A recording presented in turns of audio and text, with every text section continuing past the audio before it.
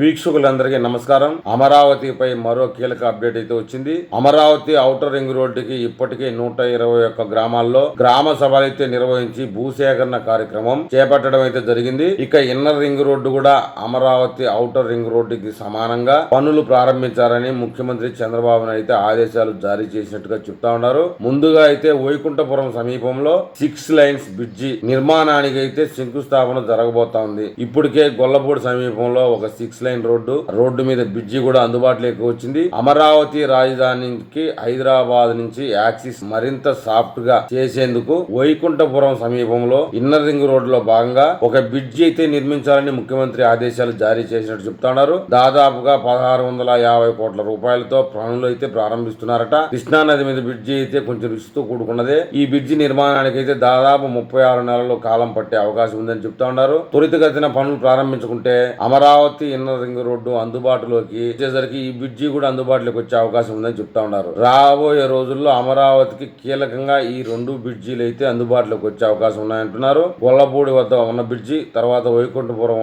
వద్ద ఉన్న తో పాటు ఇక రైల్వే బ్రిడ్జిలు, రైల్వే సర్వీసులకు ఉపయోగపడుతుంది కాబట్టి దాని గురించి అయితే మనం ప్రత్యేకించి చర్చించాల్సిన అవసరం లేదు. రాబోయే కొద్ది రోజుల్లో అమరావతి రాజధానికి ఏ దారులు అయితే జాతీయం చేసేదానికి, అనుసంధానం చేసేదానికి కార్యక్రమం ఉందో ఆ విషయం మీద ముఖ్యంగా మళ్ళీ కీలక అప్డేట్ తీసుకుంటాం. ఇప్పటికైతే అమరావతికి నేరుగా యాక్సెస్ వెళ్లాలంటే కాస్త ఇబ్బందిగానే ఉంది. విజయవాడ వెస్ట్ బైపాస్ వంతెన ఓపెన్ చేసిన తర్వాత యాక్సిస్ రోడ్ నుంచి ఈజీగా వెళ్ళవచ్చు. ప్రధాని నరేంద్ర మోడీ సభ తర్వాత కూడా యాక్సిస్ రోడ్డు ఓపెన్ చేసి ఉంటుందా లేదా అనే వివరాలతో మనం మరో వీడియోలో కలుద్దాం. నా వీడియో మీకు చేరాలంటే నా ఛానల్ సబ్స్క్రైబ్ చేయండి, లైక్ చేయండి. మీరు నాకు ఏదైనా తెలపాలనుకుంటే కామెంట్ రూపంలో తెలపండి.